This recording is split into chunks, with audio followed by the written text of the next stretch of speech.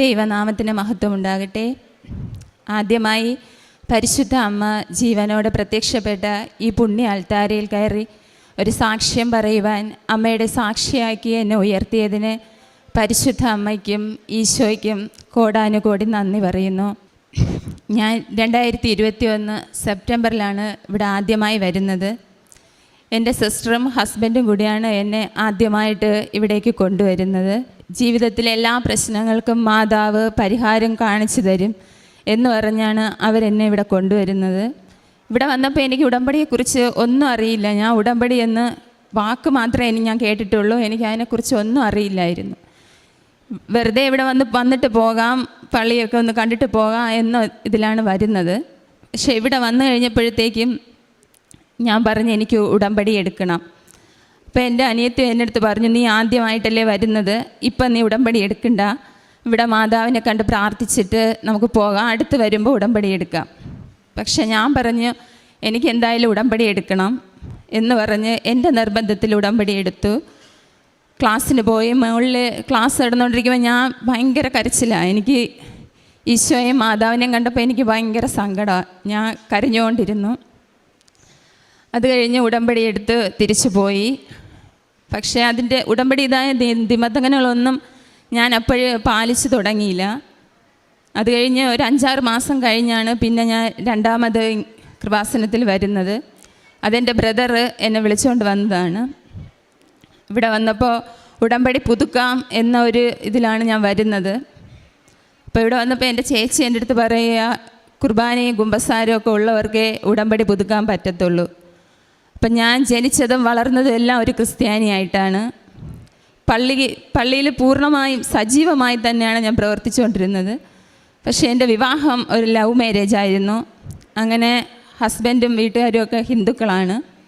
അപ്പോൾ എൻ്റെ പപ്പയ്ക്ക് ഈ വിവാഹത്തിൽ താല്പര്യം ഉണ്ടായിരുന്നില്ല. അപ്പം ഞങ്ങളുടെ താല്പര്യപ്രകാരം ഞങ്ങൾ വിവാഹം കഴിച്ചു. അതിനുശേഷം ഞാനും ഹിന്ദു മതത്തിലോട്ടാണ്, എൻ്റെ വിശ്വാസവും പിന്നെ അതിലോട്ടായി. അങ്ങനെ ഇവിടെ വന്ന് ഉടമ്പടി എടുക്കുക. ഇവിടെ ഞാൻ ഒരു സിസ്റ്റർ അടുത്ത് ചോദിക്കുകയും ചെയ്തു, എനിക്ക് പുതുക്കാൻ പറ്റുമോ? അപ്പോൾ സിസ്റ്റർ പറഞ്ഞില്ല, കുമ്പസാരവും കുർബാനയും ഒക്കെ എടുത്താൽ മാത്രമേ ഉടമ്പടി എടുക്കാനും അത് പുതുക്കുവാനും സാധിക്കുകയുള്ളൂ എന്ന്. അങ്ങനെ പിന്നെ വളരെ വിഷമം. ഞാൻ ഇവിടെ മാതാവിൻ്റെ മുമ്പ് വന്നിരുന്ന് ഒരുപാട് കരഞ്ഞിട്ടാണ് ഞാൻ അന്ന് പോകുന്നത്. പിന്നെ ഞാൻ പതുക്കെ പള്ളിയിലൊക്കെ പോകാൻ തുടങ്ങി. പൂജയ്ക്കൊക്കെ പള്ളിയിൽ ദിവ്യബലിയിൽ ഇരിക്കുമ്പോൾ എനിക്ക് ഭയങ്കര സങ്കടമാണ്. എൻ്റെ കൂടെ ഉള്ള എല്ലാവരും പരിശുദ്ധ കുർബാന സ്വീകരിക്കുമ്പോൾ ഞാൻ ഇങ്ങനെ വെറുതെ നോയിക്കൊണ്ടിരിക്കും. അങ്ങനെ കുറച്ച് ദിവസം കഴിഞ്ഞു. അപ്പോൾ എല്ലാവരും എൻ്റെ അടുത്ത് പറയും, നമുക്ക് അച്ഛനെ പോയെന്ന് കാണാം. എൻ്റെ സിസ്റ്റർ ഹസ്ബൻഡാണ് അതിനെല്ലാത്തിനും എന്നെ മുന്നോട്ട് കൊണ്ടുപോകുന്നത്. അങ്ങനെ ഞങ്ങൾ ഒരു ദിവസം അച്ഛനെ പോയി കണ്ടു. അപ്പം ഞാൻ പോകുന്നതിന് മുമ്പേ മാതാവിൻ്റെ അടുത്ത് പറഞ്ഞിട്ടാണ് പോകുന്നത്, മാതാവിൻ്റെ കൂടെ വരണം, മാതാവ് തന്നെ എനിക്ക് വേണ്ടി അച്ഛനടുത്ത് സംസാരിക്കണം, എല്ലാ കാര്യങ്ങളും ഓക്കെ ആക്കി തരണം. അങ്ങനെ ഞങ്ങൾ പോയി അച്ഛനെ കണ്ടു, സംസാരിച്ചു. അച്ഛൻ വളരെ ഹാപ്പി ആയിട്ട്, അച്ഛൻ നല്ല പോസിറ്റീവായിട്ട് പറഞ്ഞ് നമുക്കെല്ലാം ശരിയാക്കാം. അങ്ങനെ പിന്നെ എല്ലാ കാര്യങ്ങളും പെട്ടെന്നായിരുന്നു. ഹസ്ബൻഡിന് വിളിപ്പിച്ച് അച്ഛനെ കാണണമെന്ന് പറഞ്ഞ് കണ്ടു. എല്ലാം താല്പര്യമാണോ എന്ന് ചോദിച്ചു, സമ്മതിച്ചു. പിന്നെ ഒരു 3 ആഴ്ചയുടെ ഡിഫറൻസിൽ ജ്ഞാനസ്നാനം, കുമ്പസാരം, കുർബാന, താലി, ആശീർവാദം എല്ലാം വളരെ പെട്ടെന്നായിരുന്നു. അതെല്ലാവർക്കും വലിയൊരു അത്ഭുതമായിരുന്നു. എൻ്റെ അടുത്ത് തന്നെ എല്ലാവരും പറയുമായിരുന്നു, മാതാവിൻ്റെ അനുഗ്രഹമാണ്, മാതാവിൻ്റെ അത്ഭുതമാണ് എന്ന്. അങ്ങനെ പള്ളിയിലെ കാര്യങ്ങളെല്ലാം ഓക്കെ ആയി. പിന്നെയാണ് ഞാൻ ഉടമ്പടി പാലിക്കാൻ തുടങ്ങുന്നത്. അത് കഴിഞ്ഞ് എൻ്റെ മൂത്ത മകൾ 10ാം ക്ലാസ്സിൽ പഠിക്കുന്ന സമയം. അപ്പോൾ അവൾക്ക് നല്ല മാർക്ക് കിട്ടണമെന്ന് ഞാൻ മാതാവിനോട് ഒരു നിയോഗം വെച്ചിരുന്നു. മാർച്ചിലാണ് എക്സാം. ജനുവരി ആയപ്പോൾ അവൾ ഡാൻസ് കളിക്കുന്നതിനിടയ്ക്ക് ഒന്ന് വീണു കാല് നല്ല പൊട്ടലായിരുന്നു. അപ്പോൾ അടുത്ത ഹോസ്പിറ്റലിൽ പോയപ്പോൾ പറഞ്ഞ് നല്ല പൊട്ടലാണ്, സർജറി വേണ്ടി വരും, മെഡിക്കൽ കോളേജിലോട്ട് പോകാൻ പറഞ്ഞു. അങ്ങനെ ഞങ്ങൾ തിരുവനന്തപുരം മെഡിക്കൽ കോളേജിലോട്ട് പോയി. ഭയങ്കര സങ്കടം എല്ലാവർക്കും. കാരണം അവൾ പഠിക്കുന്ന കൂട്ടത്തിലാണ്, പിന്നെ ഇനിയുള്ള റിവിഷൻ ക്ലാസ്സുകളാണ്, അതൊന്നും കിട്ടത്തില്ല എന്നൊക്കെ ഉള്ള വിഷയം. ഞാൻ മാതാവിനോട് ഒരുപാട് ഞാൻ കരഞ്ഞു. അവൾ വീണ ഉടനെ തന്നെ ഞാൻ മാതാവിൻ്റെ തൈലം എല്ലാം കാലിൽ പുരട്ടി വിശ്വാസ പ്രമാണം എല്ലാം ചൊല്ലി തേന് കൊടുത്തു, എല്ലാം കൊടുത്തിട്ടാണ് ഹോസ്പിറ്റലിൽ കൊണ്ടുപോകുന്നത്. അങ്ങനെ ഞങ്ങൾ മെഡിക്കൽ കോളേജിൽ പോയി എക്സ്റേ എടുത്തു. അപ്പോൾ ഡോക്ടർ പറഞ്ഞു നല്ല പൊട്ടൽ തന്നെയാണ്, പക്ഷെ അവൾ കുഞ്ഞല്ലേ, നമുക്ക് ഒരു 2 ആഴ്ച പ്ലാസ്റ്റർ ഇട്ട് നോക്കാമെന്ന് പറഞ്ഞു. അങ്ങനെ അവളെ കാലിൽ പ്ലാസ്റ്റർ ഇട്ട് കഴിഞ്ഞ് അപ്പോഴാണ് അവൾക്ക് മോഡൽ എക്സാം തുടങ്ങി. റിവിഷൻ ക്ലാസ് ഒന്നും കിട്ടിയിട്ടില്ല. ഞങ്ങൾ അവളെ കാറിൽ കൊണ്ടുപോകും, താഴെ ചെയറിട്ടിരുത്തി സിസ്റ്റർമാർ അവളെ കൊണ്ട് എക്സാം എഴുതിപ്പിച്ചു. അത് കഴിഞ്ഞ് 2 ആഴ്ച കഴിഞ്ഞ് അപ്പോഴൊക്കെ ഞാൻ മാതാവ് എന്നും സന്ധ്യാപ്രാർത്ഥന കഴിഞ്ഞ് അവൾക്ക് തൈലം പൂശി ഞാൻ അവൾക്ക് വേണ്ടി പ്രാർത്ഥിക്കും, നെറ്റിയിലെല്ലാം കുരിശ് വരയ്ക്കും. അങ്ങനെ അത് കഴിഞ്ഞ് മോഡൽ എക്സാം കഴിഞ്ഞ് 2 ആഴ്ച കഴിഞ്ഞ് ഞങ്ങൾ വീണ്ടും ഹോസ്പിറ്റലിൽ പോയി എക്സ്റേ എടുത്തു. അപ്പോൾ ഡോക്ടർ പറഞ്ഞ് ചെറിയൊരു വ്യത്യാസമുണ്ട്, എന്തായാലും ഇപ്പം നമുക്ക് സർജറി ചെയ്യേണ്ട, 2 ആഴ്ചത്തേക്കും കൂടി പ്ലാസ്റ്റർ ഇടാമെന്ന് പറഞ്ഞു. അങ്ങനെ വീണ്ടും 2 ആഴ്ചത്തേക്ക് കൂടി പ്ലാസ്റ്റർ ഇട്ടു. അപ്പോഴും എക്സാം എല്ലാം കഴിഞ്ഞു, അടുത്ത ഫൈനൽ എക്സാമിൻ്റെ ഡേറ്റും ആയി. അത് കഴിഞ്ഞ് വീണ്ടും ആ 2 ആഴ്ച കഴിഞ്ഞ് ഞങ്ങൾ വീണ്ടും പോവുകയാണ്. പോയപ്പോൾ ഡോക്ടർ പറഞ്ഞു നല്ല മാറ്റമുണ്ട്, എന്തായാലും ഇപ്പം നമുക്ക് സർജറി വേണ്ട, കുറച്ചും കൂടി വെയിറ്റ് ചെയ്യാം. അപ്പോൾ ഈ പ്ലാസ്റ്റർ ഇട്ടുകൊണ്ടാണ് നമ്മൾ അവളെ എക്സാമിന് കൊണ്ടുപോകുന്നത്. പരീക്ഷാ ഭവനിൽ നിന്ന് പ്രത്യേക ഓർഡറെല്ലാം വാങ്ങി അവളെ സ്റ്റെയറൊന്നും കയറ്റാതെ താഴെ ഇരുത്തിയാണ് സിസ്റ്റർമാരെല്ലാം കൂടി അവളെ എക്സാം എഴുതിപ്പിച്ചത്. അവസാനം റിസൾട്ട് വന്നു. ഞാൻ ഫുൾ A+ കിട്ടണമെന്നാണ് എൻ്റെ ആഗ്രഹം. പക്ഷേ 8 A+ഉം 2 Aയും നൽകി ഈ മാതാവ് അനുഗ്രഹിച്ചു. അവളുടെ കാലും ഓക്കെ ആയി, സർജറി ഒന്നുമില്ലാതെ അവളുടെ കാലും ഓക്കെ ആയി. അവളിപ്പം നന്നായിട്ട് നടക്കുന്നുണ്ട്. അടുത്തതാണ് ഞാൻ ഇവിടെ കൃപാസനത്തിൽ വരുവാൻ തന്നെ കാരണം അതാണ്. എൻ്റെ ആദ്യത്തെ നിയോഗം എനിക്കൊരു ഗവൺമെൻറ് ജോലി. ഞാൻ ചെറുതിലേ തന്നെ പഠിക്കുന്ന കൂട്ടത്തിൽ തന്നെയായിരുന്നു. പക്ഷേ ഈ വിവാഹം കഴിഞ്ഞതിന് ശേഷം പിന്നെ പഠിത്തത്തിൻ്റെ ടച്ചൊക്കെ പോയി. പിന്നെ വീട്ടിലെ മക്കളെ കാര്യവും ഹസ്ബൻഡിൻ്റെ കാര്യമൊക്കെ നോക്കി അങ്ങനെ അങ്ങ് ഒതുങ്ങിക്കൂടി.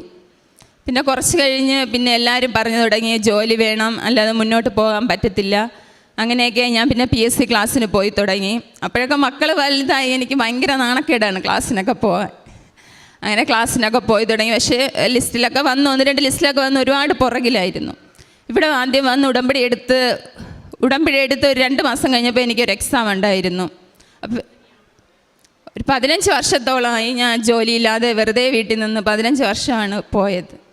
അപ്പോൾ എൻ്റെ സിസ്റ്ററിന് ആ പോസ്റ്റിലാണ് ജോലി. അവൾ അതിൽ ജോയിൻ ചെയ്തിട്ട് 3.5 വർഷമായി. അപ്പോൾ അവൾ എന്നെ ഇതിനു വേണ്ടി മോട്ടിവേറ്റ് ചെയ്തു, നീ ഇത് വെച്ച് പടി, മാതാവിനെ വിളിച്ചുകൊണ്ട് നീ നന്നായിട്ട് അതിന് വേണ്ടി പടി എന്ന് പറഞ്ഞ് ഞാൻ വീണ്ടും ക്ലാസ്സിന് പോയി തുടങ്ങി. വളരെ സന്തോഷമായിട്ട് പോയി എക്സാം എഴുതിയിട്ട് വന്നു. കാശ് രൂപവും കൊണ്ടുപോയി തൈലം എല്ലാം പുരട്ടി ജവമാലയൊക്കെ കഴുത്തിലിട്ടാണ് മാതാവിൻ്റെ കാശ് രൂപം എല്ലാം കൊണ്ടാണ് പോകുന്നത്. എക്സാം എഴുതി വളരെ ഹാപ്പി ആയിട്ട് വന്നു. എക്സാം നല്ല എളുപ്പമായിരുന്നു. പക്ഷേ വീട്ടിൽ വന്ന് ആൻസർ കീ നോക്കിയപ്പോഴത്തേക്ക് എനിക്ക് 19 ആൻസർ എനിക്ക് തെറ്റിപ്പോയി. എനിക്ക് ഭയങ്കര വിഷമമായി. ഞാൻ ഭയങ്കര കരച്ചിലായിരുന്നു മാതാവിൻ്റെ മുമ്പ് പോയി നിന്ന്. ഉടമ്പടി എടുത്തതേ ഇതിനാണ്, മാതാവ് എനിക്കൊരു ജോലി തരാൻ വേണ്ടിയാണെന്ന് പറഞ്ഞ് എനിക്ക് ഭയങ്കര വിഷമമായി. അങ്ങനെ അവസാനം റാങ്ക് ലിസ്റ്റ് വന്നപ്പോൾ ഞാൻ സപ്ലിയിലായി. LC കാറ്റഗറിയിൽ ഞാൻ സപ്ലിയിൽ 2ാമത്. മെയിൻ ലിസ്റ്റിൽ 2 LCക്കാരുണ്ട്, സപ്ലിയിൽ എനിക്ക് മുന്നേ ഒരാളുണ്ട്. അപ്പോൾ എനിക്ക് 3 പേര് എൻ്റെ മുന്നിലുണ്ട്. അവിടെയാണ് മാതാവിൻ്റെ അത്ഭുതം. ആ 3 പേർക്കും വേറെ ഗവൺമെൻറ് ജോലി ഉണ്ടായിരുന്നു. അങ്ങനെ ആദ്യത്തെ അപ്പോയിൻമെൻ്റ് ഓർഡർ മാതാവ് എനിക്ക് തന്നു. കഴിഞ്ഞ 18-ാം തീയതി അപ്പോയിൻമെൻ്റ് ഓർഡർ എൻ്റെ കയ്യിൽ കിട്ടി. 20-ാം തീയതി ഞാൻ പോയി ജോയിൻ ചെയ്തു. കാസർഗോഡാണ്. അപ്പോയിൻമെൻ്റ് ഓർഡർ കിട്ടിയാൽ ഉടനെ ഇവിടെ ഒന്ന് സാക്ഷ്യം പറഞ്ഞോളാം എന്നാണ് മാതാവിനോട് ഞാൻ പറഞ്ഞിരുന്നത്. പക്ഷേ എനിക്കപ്പോൾ സാധിച്ചില്ല, പെട്ടെന്ന് പോകേണ്ടി വന്നു.